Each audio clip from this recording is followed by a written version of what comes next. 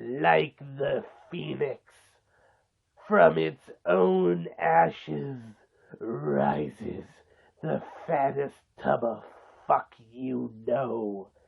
Denzel with Fight Fat Podcast number 4. Thank you very much for checking me out. Don't even know how long it's been since I did one of these. But in the last podcast, I remember saying this whole COVID-19 situation, coronavirus, not a big deal. Don't worry about it. It'll blow over. You can ignore it. And I was right. No, maybe I was a little wrong, because it seems like the world has ended. And, yeah, it's been weird. I've never experienced anything like this. Don't think anybody really has. But, a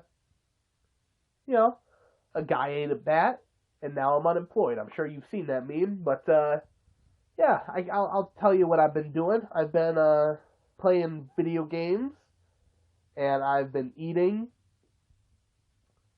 That's about it. Something I realized, actually, is that the only reason I clip my toenails is so that I can do jujitsu, because you can't have raggedy toenails if you're gonna, have your feet on people and, touching their face and stuff, right? So, since I've had to stop doing jujitsu, my foot hygiene has definitely taken a hit, and so has my diet. I'm realizing now that the only reason I eat healthily is so that I can continue doing jujitsu, because, I'm lactose intolerant, but I love ice cream, and I love cheese, and cookies, and milk, and I can't just constantly shovel that stuff into my gullet normally, because I might accidentally shit on someone during jujitsu, right?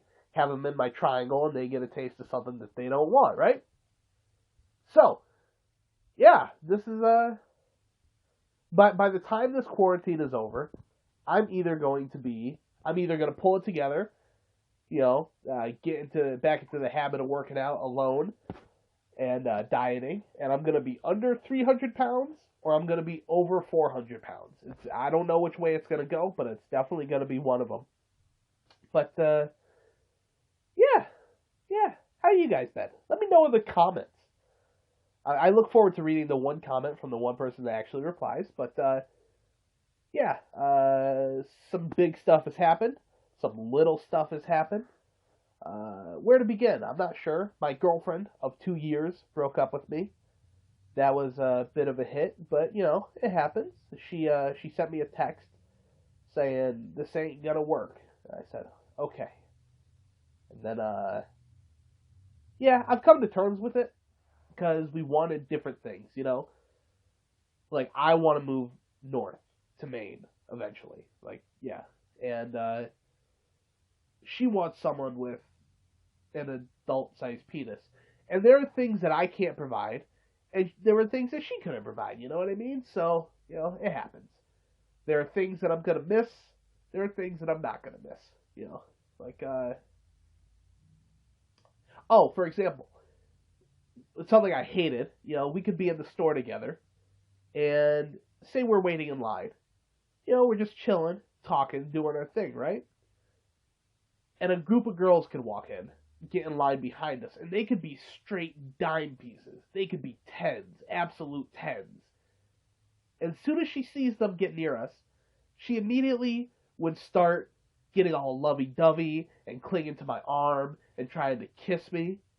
And it was so annoying. I couldn't stand it. Bitch, get off of me, okay? I am a 3. You are a 4. Those 10s are not worried about us at all. But, yeah.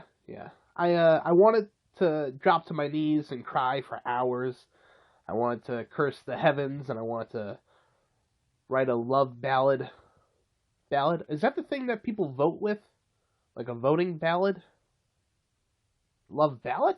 I wanted to write a love song, win her back, but, you know what? It's not going to work out, and that's fine, no tears from me. Because I felt a singular tear welling up in my right eye, and I sucked that thing back in, no tears. I'm a man, I'm a big boy. And I'm going to try to edit out any pauses here, but A little kid just crashed his scooter outside of my window, and I had to make sure he was okay because I am a good Samaritan. And who am I kidding? I just want to make sure he didn't die on my property because that would be a legal nightmare, I'm sure. But MMA news. How about we actually get into that? UFC 249 unfortunately was canceled or postponed. Khabib versus Tony fell apart once again, I believe for the fifth time. And Justin Gaethje stepped in. He was going to be the replacement for Khabib so that there could still be a card. But the head honchos at ESPN and Disney asked Dana White to cease and desist, soldier. So there was no event there. But it was pushed to May 9th. May 9th at the VyStar Veterans Memorial Hospital. Nope, that says arena. I can't read. I believe that's in Florida. This is a ridiculous card. I'm very excited about it. Main event, Tony Ferguson versus Justin Gaethje. Honestly, I don't know which way this is going to go, but I hope Tony Ferguson wins because I always pull for Tony Ferguson. I don't even know who he would have to be fighting for me to pull or to root against him. He may have to be fighting my own father. But even then, I might be like, you know what? I want to see exactly what he would do to this guy, you know? So maybe if Tony Ferguson attacks my dad, I'll be like, hey, I hope you lose. But until then, I'm always pulling for Tony Ferguson. I don't know if he's gonna win.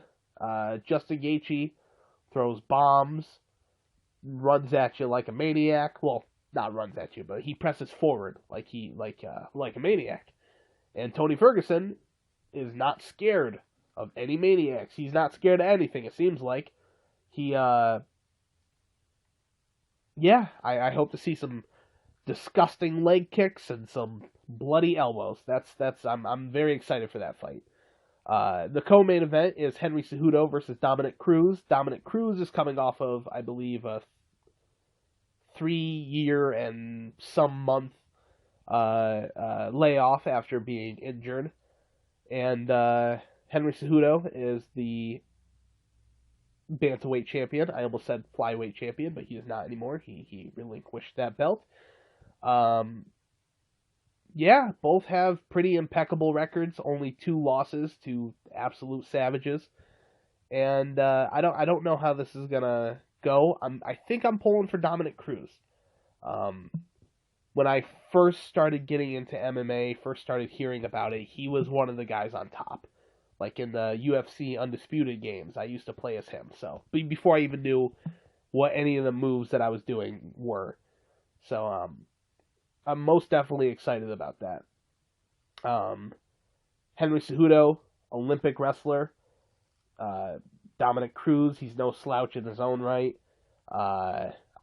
In the striking, I think Henry is at a disadvantage, but if you saw him fight Marlon Moraes, you know, he was very solidly, decisively losing the first round, came back to stop it in the second, so, you know, he's a fighter and he's a winner, you know. I don't know how that's going to go, but I like both those guys.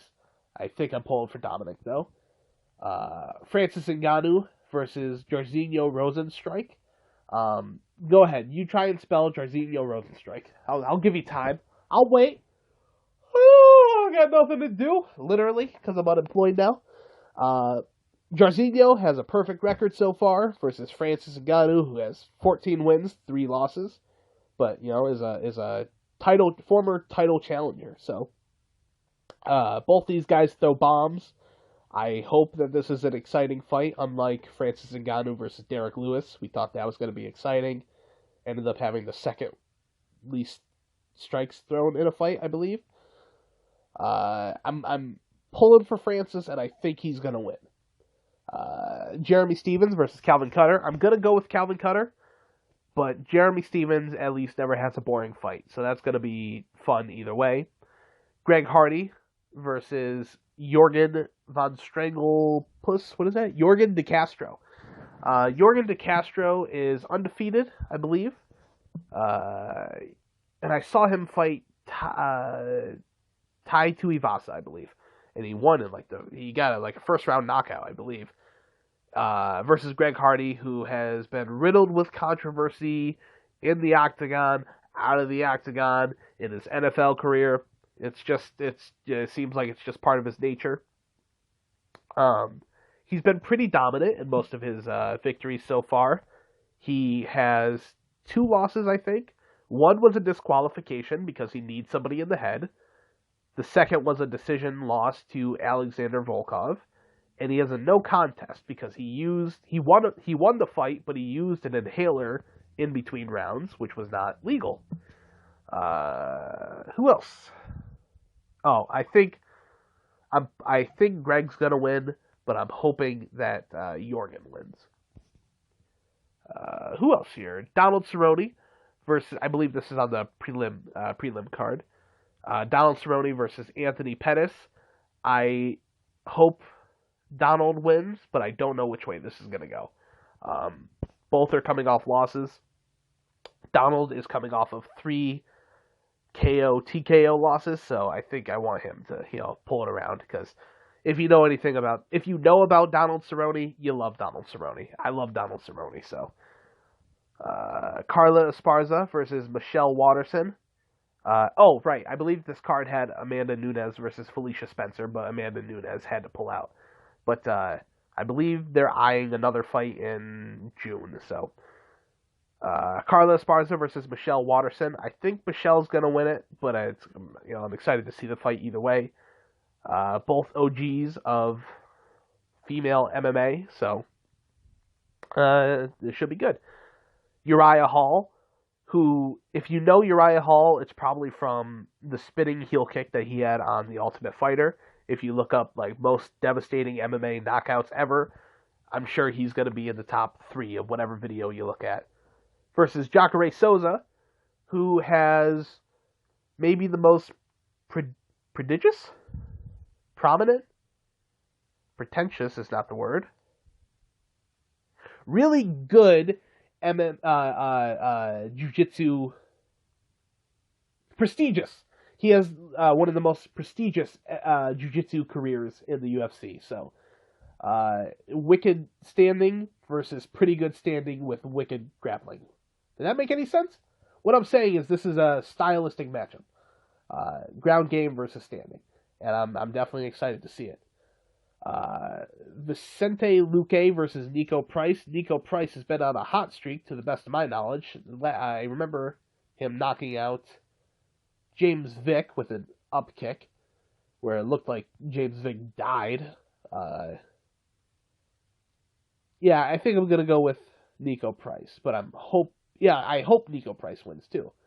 Vicente Luque, I believe he lost a decision to Wonder Boy Stephen Thompson on the BMF card, November 2nd of last year.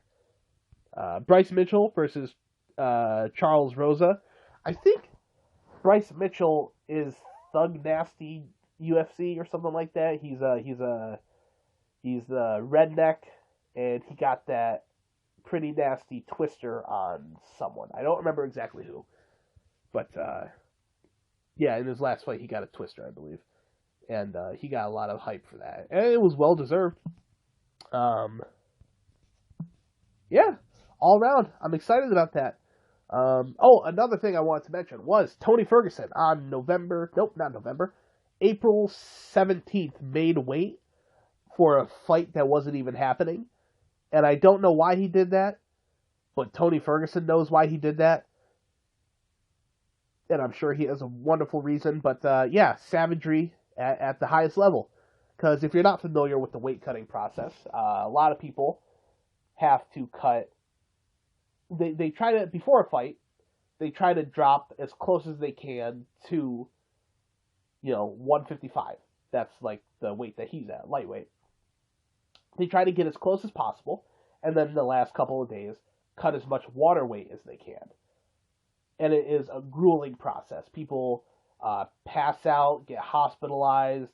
This takes years off of their lives, potentially, if they do it wrong, and their careers. And he decided to do it just for the giggles. just for the lulz, right? I don't understand, but it's crazy that he did it. It was pretty cool. Yeah. What else? There's other stuff that happened, I'm sure of it. Something that has been coming up is Fight Island. Dana White wanted to get that set up for the April 18th card, but it didn't work out. But he's adamant that it's still going to happen. He's saying that they're going to put an octagon on the beach, and it's gonna be like a private island specifically for UFC fights. And I am so excited about that ridiculous idea because it is, as so many people have pointed out, it's just like the plot of Enter the Dragon, right? With Bruce Lee, where some rich guy hires a ton of professional fighters. They show up on an island, and I don't remember the rest of that plot. But hey, if it'll work out like that, that's pretty cool. And I think that Joe Rogan should be above everybody else in a throne, dressed like a Roman emperor, and he gives the thumbs up or the thumbs down on whether or not the opponents fought valiantly and if the loser gets executed at the end of the fight. Maybe that would ruin the UFC and be bad for business, but I want to see Joe Rogan decide to execute somebody. You know what I mean?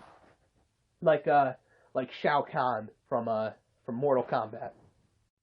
All right, I don't have much more to talk about today, but one good thing about not being in a relationship anymore is that I no longer have to feel bad or guilty when I hit on Megan Anderson, the UFC fighter.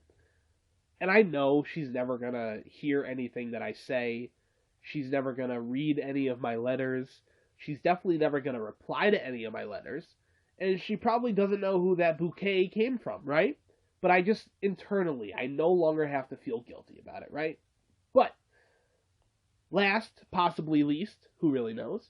Fight of the week, Renzo Gracie versus Kazushi Sakuraba, which is actually free on YouTube right now. UFC published it, so you can watch that, and I highly suggest that you do.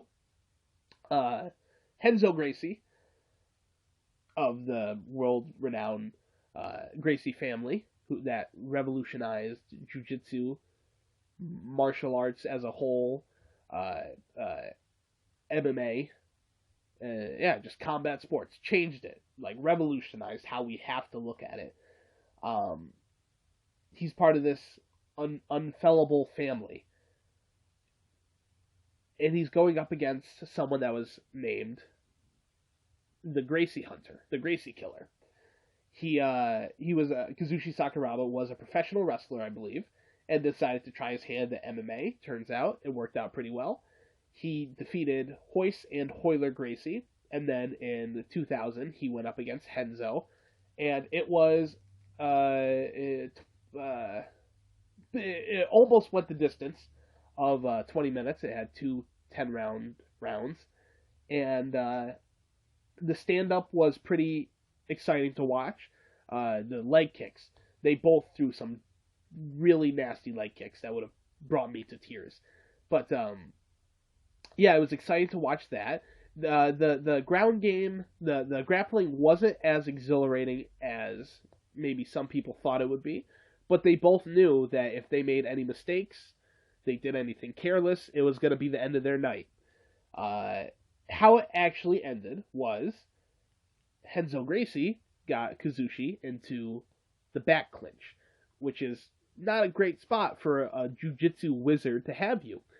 But Sakuraba locked up his arm, his left arm, I believe, to stop him from doing anything with it, like to stop him from taking him down, to stop him from jumping up for a rear naked choke, anything like that.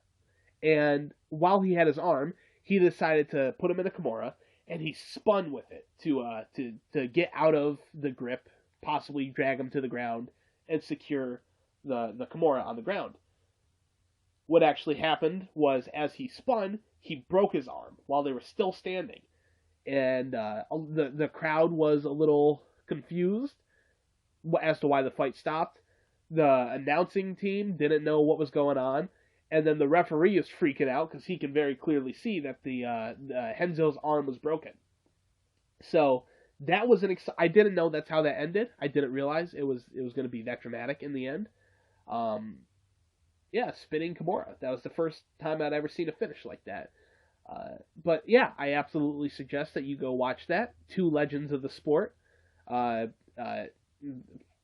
Renzo Gracie, Killer, Savage, Kazushi Sakuraba, the world's scariest accountant. Oh, something that was very fascinating during that fight was watching how stoic, sort of like Fedor Emelianenko, how stoic he was during the fight.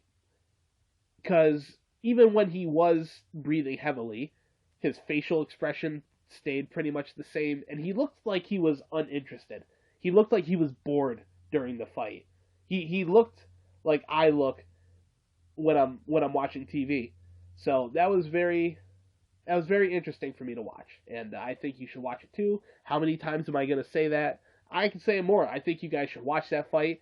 UFC Ultimate Fighting Championship, 1FC is where it originally aired, and yeah, search it up on YouTube.